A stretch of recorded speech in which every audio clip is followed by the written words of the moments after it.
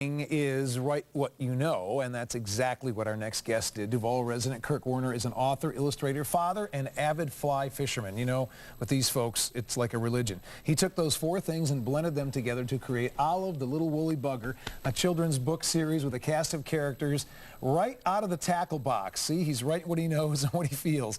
Kirk joins us now to talk about Little Olive and her fly fishing buddies. Thanks for coming in to talk fish stories. Thanks for having me. We've already been talking about fishing here in the commercial break. There's always lots to talk about. Okay, so we've got the books all right here. Olive gets her name from the most common fishing fly, I guess you could say, right? The woolly bugger. Right. All right. Tell us why fly fishing has become a passion for you as it has for other sportsmen, to the point where you said, I need to write about this.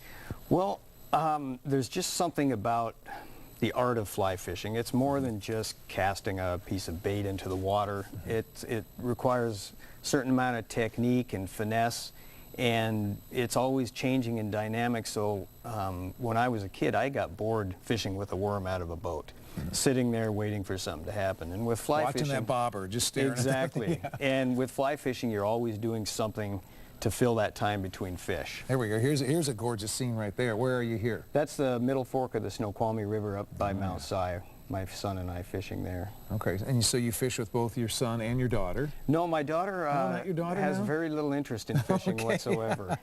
I'll try and change that. Thing, huh? Now you have some other flies here. I just want to show people here if we can show. Okay, and so now these are all the flies that now have names. They are now characters exactly. in your book series? In my book series, all the flies are based on actual patterns that you can find in the fly fishing industry. And the heroine being, of course, Olive, the little woolly bugger right here. There's Olive. Okay, all right. So Olive's the main character here. What other flies, what other names do we have here? Well, we've got Zachary Zonker, we've got Mr. Muddler Minnow, Stan the Stimulator, Polly the Partridge in Orange, and a whole cast of others. Yeah. I did want to base you know, my books largely on fact. They're certainly whimsical tales, but they're all based on accurate information about fly fishing. So fishing, it's a very common activity for parents and children to do together. Why do you think it's so popular with kids?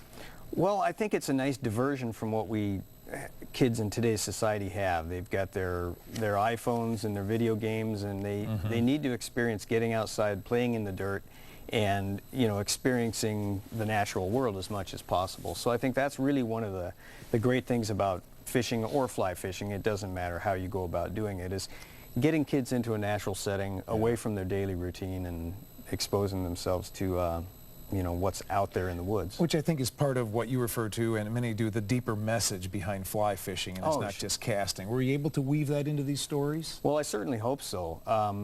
The stories certainly have a backdrop of fly fishing. It's a vehicle to tell the story, but if I did my job right, the books would have a wide appeal. They've got all the elements of a good children's story without just the fly fishing information. Is there a favorite page or part that you found kids like the most, especially in the first one on Olive?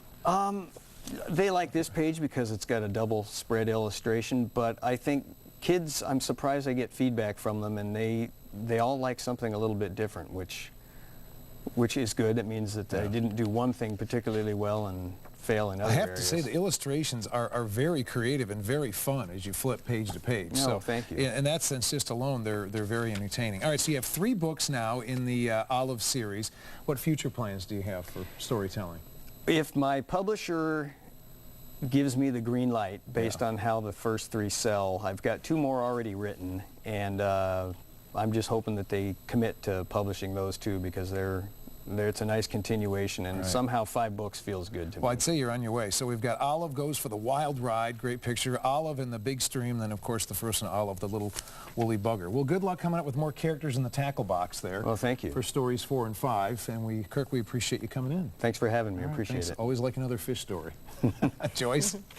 All right, thanks, guys. Well.